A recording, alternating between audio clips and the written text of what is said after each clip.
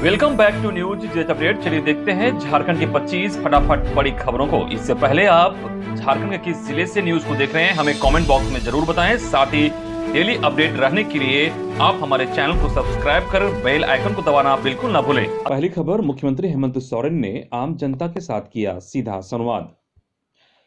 राज्य के समग्र विकास के लिए ग्रामीण अर्थव्यवस्था को मजबूत होना बेहद जरूरी है। ऐसे में ग्रामीण क्षेत्रों के उत्थान पर सरकार का विशेष जोर है।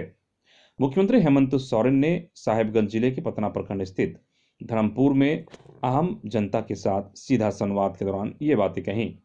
मुख्यमंत्री ने कहा कि गांव में रहने वाले किसानों, मजदूरों, महिलाओं और नौजवानों समेत सभी वर्ग और सबके हितों को ध्यान में रखकर कार्य योजनाएं बनाई जा रही है। इसमें आम जनता की भावनाओं का विशेष ख्याल रखा जा रहा है ताकि उन्हें उनका वाजिब हक और अधिकार मिल सके।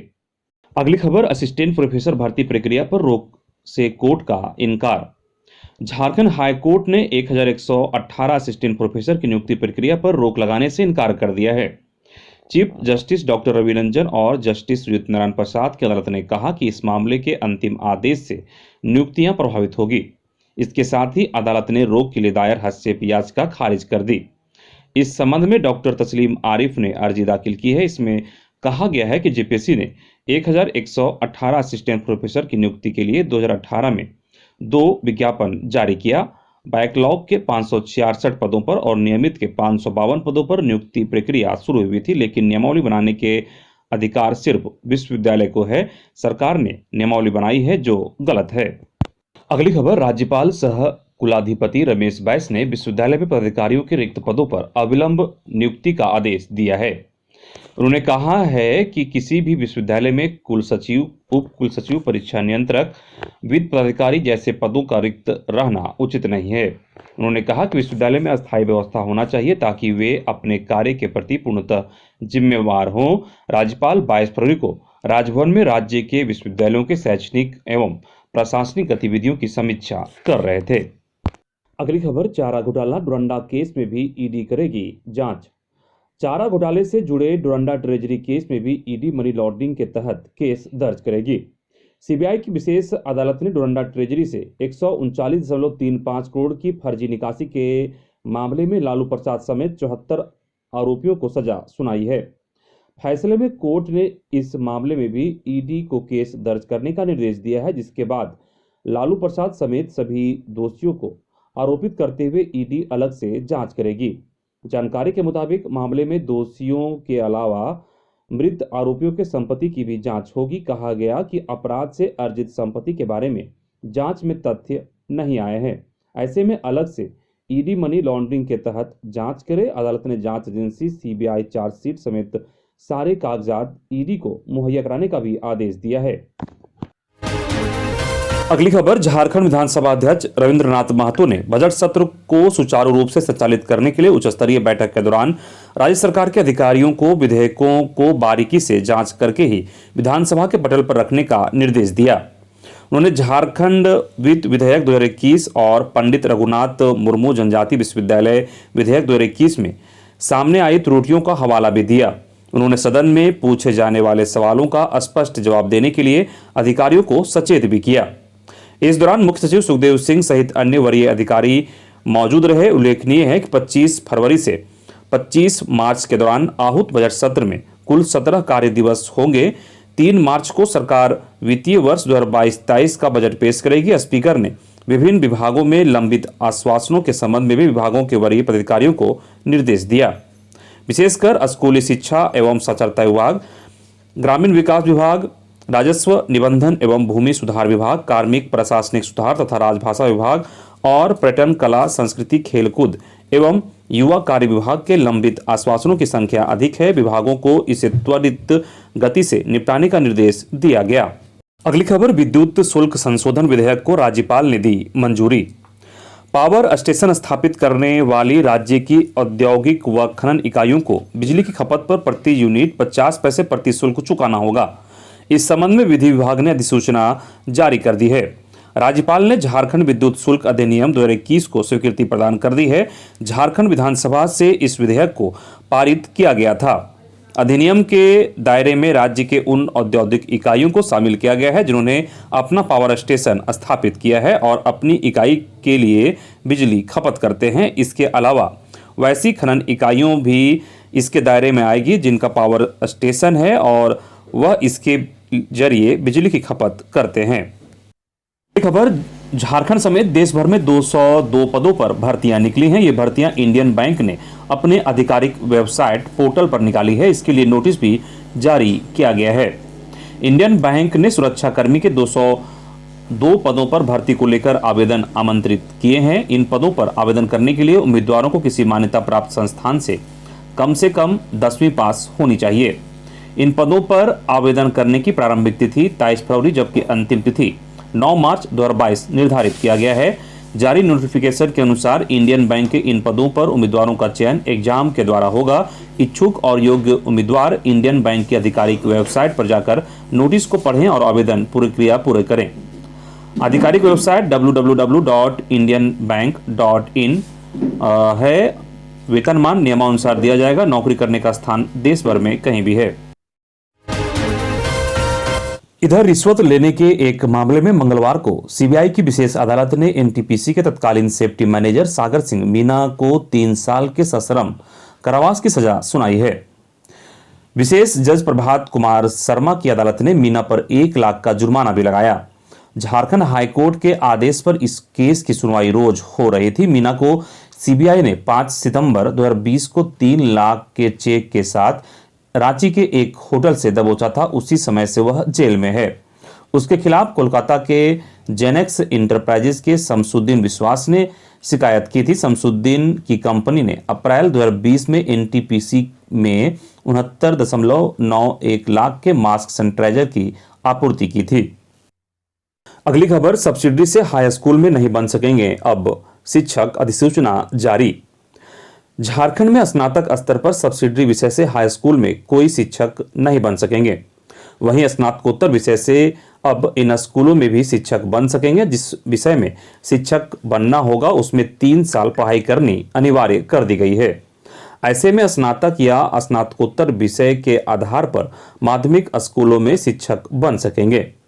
कैबिनेट की मंजूरी के बाद झारखंड सरकारी माध्यमिक विद्यालय शिक्षक व शिक्षकेतर कर्मचारी नियुक्ति व सेवा शर्त नियमावली 2022 की अधिसूचना जारी कर दी। स्कूली शिक्षा व साक्षरता विभाग ने मंगलवार को अधिसूचना जारी कर दी है। हाई स्कूल में शिक्षक बनने के लिए झारखंड से ही मैट्रिक और इंटरमीडिएट होना आवश्यक है। हाई स्कूलों में शिक्षक बनने के लिए सब्सिडरी पेपर को अलग कर दिया गया है। जिस विषय में अभ्यर्थी स्नातक किए होंगे उसी विषय के शिक्षक बनने के लिए योग्य होंगे। संबंधित विषय में 3 साल की पढ़ाई अनिवार्य है। ऐसे में बीए स्तर पर पास कोर्स करने वाले अभ्यर्थी तीनों विषयों में से किसी एक विषय में शिक्षक बन सकेंगे। हाई स्कूल में स्नातक स्तर की डिग्री के आधार पर ही नियुक्ति होती है, लेकिन अब स्नातकोत्तर डिग्रीधारी भी इसमें आवेदन कर सकेंगे। स्नातकोत्तर में 50% कम से कम अंक लाना आवश्यक होगा। वहीं प्रधानाध्यापकों के 50% पदों पर सीधी नियुक्ति होगी। वहीं जिस वर्ष हाई स्कूलों में शिक्षकों की नियुक्ति प्रक्रिया निकलेगी उस वर्ष 1 जनवरी को न्यूनतम उम्र सीमा 21 वर्ष होनी आवश्यक है। वहीं अधिकतम उम्र सीमा सामान्य वर्ग के लिए 45, महिला, अनारक्षित, पिछड़ा व अति पिछड़ा के लिए 43, अन्य पिछड़ा वर्ग के लिए 42 वर्ष, अनुसूचित जाति और अनुसूचित जनजाति के लिए 45 वर्ष निर्धारित किए गए हैं। हाई स्कूल के शिक्षक नियुक्ति के लिए परीक्षा का आयोजन होगा। इसमें 200 अंकों की सामान्य ज्ञान और हिंदी भाषा की परीक्षा होगी। वहीं जिस विषय के शिक्षक के लिए आवेदन हुआ है उस विषय की 300 अंक की परीक्षा होगी। ये परीक्षाएं 3-3 घंटे की होगी। 200 अंक के पहले पेपर की परीक्षा में 33% अंक लाना अभ्यर्थियों के लिए अनिवार्य होगा। वहीं क्वालिफाइंग अंक होगा। निर्धारित क्वालिफाइंग अंक नहीं आने पर दूसरे पेपर की जांच नहीं की जाएगी। अगली खबर, राजस्थानी भाषा के प्रयोग को बढ़ावा देने का आह्वान। अखिल भारत वर्षीय मरवाड़ी सम्मेलन की ओर से विश्व मातृ दिवस पर मरवाड़ी भाषा को लेकर हुई गोष्ठी में राष्ट्रीय अध्यक्ष गोवर्धन प्रसाद गाड़ोदिया ने कहा कि निरंतर प्रयास के बावजूद राजस्थानी भाषा को अब तक संविधान की 8वीं अनुसूची में मान्यता नहीं मिली है। उन्होंने स्वयं और अपने परिवार से प्रारंभ कर हर स्तर पर राजस्थानी भाषा के प्रयोग को बढ़ावा देने का आह्वान किया। अगली खबर, लोहरदगा में 47 शिक्षकों का तबादला हुआ रद्द। लोहरदगा जिले में पिछले दिनों शिक्षकों के हुए स्थानांतरण को स्कूली शिक्षा व साक्षरता विभाग ने रद्द कर दिया है। साथ ही तबादला करने वाले सेवानिवृत्त हो चुके तत्कालीन जिला शिक्षा पदाधिकारी सह जिला शिक्षा अधीक्षक अखिलेश कुमार चौधरी के खिलाफ कार्रवाई का निर्देश दिया गया है। इसके लिए शिक्षा सचिव राजेश कुमार शर्मा ने लोहरदगा के उपायुक्त को निर्देश दे दिया है। शिक्षा सचिव ने पत्र लिखा है कि लोहरदगा के डीओ सह डीएससी ने बड़े पैमाने पर प्राथमिक और माध्यमिक शिक्षकों का तबादला किया है। विभागीय पदाधिकारियों से अपेक्षा रहती है कि जिला शिक्षा स्थापना की अनुमति के बाद ही यह किया जाना आवश्यक है, जो नहीं किया गया। इसके बावजूद बड़े पैमाने पर शिक्षकों का स्थानांतरण किया गया। अगली खबर, सुप्रीम कोर्ट का बड़ा फैसला, लड़की नाबालिग तो प्रेम प्रसंग का कोई अर्थ नहीं। सुप्रीम कोर्ट ने कहा कि एक बार प्रथम दृष्टया यह लगे कि पीड़िता नाबालिग है तो उसके अभियुक्त के साथ प्रेम प्रसंग का कोई अर्थ नहीं है। अभियुक्त को उस आधार पर जमानत नहीं दी जा सकती। कोर्ट ने इस मामले में अभियुक्त की जमानत रद्द कर उसे तुरंत सरेंडर करने का आदेश दिया है। Justice D.Y.. चंद्रचूड़ की पीठ ने यह आदेश मंगलवार को झारखंड के एक मामले में दिया। अभियुक्त को झारखंड हाईकोर्ट से मिली जमानत को पीड़िता 13 वर्ष ने सुप्रीम कोर्ट में चुनौती दी थी। कोर्ट ने कहा कि इस मामले में हाईकोर्ट ने अभियुक्त को जमानत देकर गलती की है, क्योंकि लड़की के नाबालिग होने के कारण उसकी सहमति और असहमति का कोई मूल्य नहीं है। अभियुक्त 20 को रांची में आईपीसी की धारा 376 और पॉक्सो की धारा 6 के तहत जेल भेजा गया था, लेकिन हाईकोर्ट ने अगस्त 2021 को उसे जमानत दे दी। हाईकोर्ट ने आदेश में कहा था कि धारा 164 के तहत मजिस्ट्रेट के समक्ष दिया गया बयान तथा एफआईआर में दिए गए तथ्यों को देखते हुए कहा जा सकता है कि याचिकाकर्ता और अभियुक्त के बीच प्रेम प्रसंग था। अगली खबर, सांसद संजय सेठ, मेयर आशा लकड़ा समेत 27 भाजपा नेताओं को मिली अग्रिम जमानत। रांची के सांसद संजय सेठ, मेयर आशा लकड़ा समेत 27 भाजपा नेताओं को मंगलवार को झारखंड हाई कोर्ट ने अग्रिम जमानत प्रदान कर दी। Justice A K. चौधरी की अदालत ने सभी को 25-25 हजार के निजी मुचलके पर जमानत प्रदान करने का निर्देश दिया। झारखंड विधानसभा में नमाज पढ़ने के लिए आवंटित कक्ष के विरोध में भाजपा ने प्रदर्शन किया था। इसके बाद पुलिस ने सभी के खिलाफ नामजद प्राथमिकी दर्ज की थी। प्रार्थियों की ओर से पक्ष रखते हुए वरीय अधिवक्ता आर.एस. मजुमदार ने अदालत को बताया कि प्रदर्शन करना लोकतांत्रिक अधिकार है। प्रदर्शन शांतिपूर्ण था।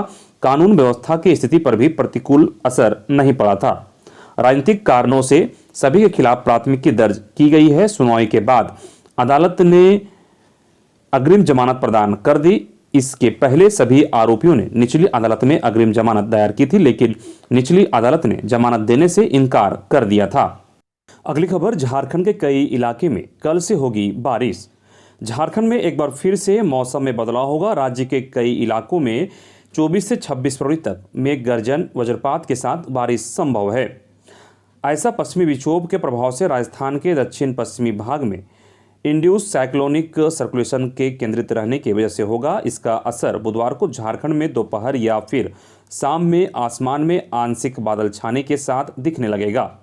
मौसम केंद्र के वैज्ञानिकों ने बताया कि 24 फरवरी को राज्य के उत्तरी और मध्य भाग में गढ़वा से लेकर साहेबगंज तक, बिहार की सीमा से सटे इलाके समेत रांची, खूंटी, गुमला, रामगढ़, बोकारो, हजारीबाग में हल्के से मध्यम दर्जे की बारिश होगी।